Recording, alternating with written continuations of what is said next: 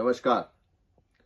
સરકારમાં બેઠેલા લોકો, પોલીસ, પ્રશાસન, કોર્પોરેશનની મિલીભગત, ભ્રષ્ટાચારને કારણે 25 મેના રોજ રાજકોટમાં અગ્નિકાંડનો બનાવ બન્યો.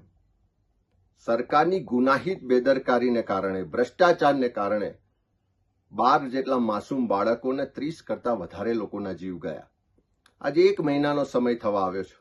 હજુ પણ પીડિત પરિવારો ન્યાય માટે, યોગ્ય વળતર માટે અને આની તટસ્થ તપાસ થાય ને કોઈ પણ દોષિતોને છોડવામાં ના આવે એવી માગણી સાથે રસ્તા પર ઉતરીને લડાઈ લડી રહ્યા છે.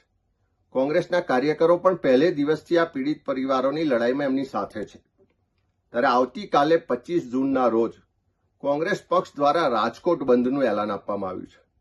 આ કોઈ રાજકીય કાર્યક્રમ નથી, પણ ગુજરાતમાં જે સરકારના ભ્રષ્ટાચારને કારણે ગેરકાયદેસર પ્રવૃત્તિઓ ચાલે છે અને એના કારણે લોકોના જીવ જાય છે, એ સુરતનો તક્ષશિલા કાંડ હોય, મોરબીનો બ્રિજ તૂટવાની ઘટના હોય, વડોદરામાં હોડી ઊંધી પડવાની ઘટના હોય કે રાજકોટનો અગ્નિકાંડ હોય, આવા બનાવો ભવિષ્યમાં ના બને.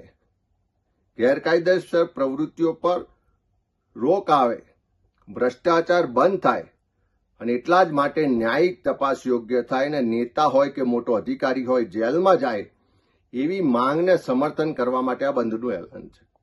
મારી તમામ રાજકોટના નગરજનોને, વેપારી મહામંડળને, તમામ એસોસિએશનને, સામાજિક સ્વૈચ્છિક સંસ્થાઓને અને તમામ નાગરિકોને વિનંતી છે કે આવતીકાલે આ બંધના એલાનમાં આપ સૌ પણ જોડાઈને સમર્થન કરો.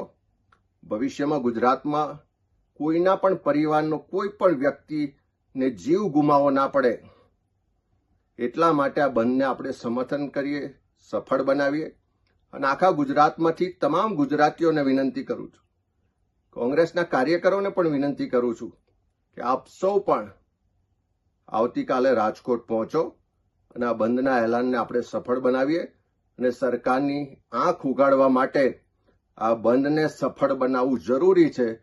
ત્યારે આપ સૌનો એમાં સહયોગ મળે એવી આપ સૌને વિનંતી કરું છું. આભાર.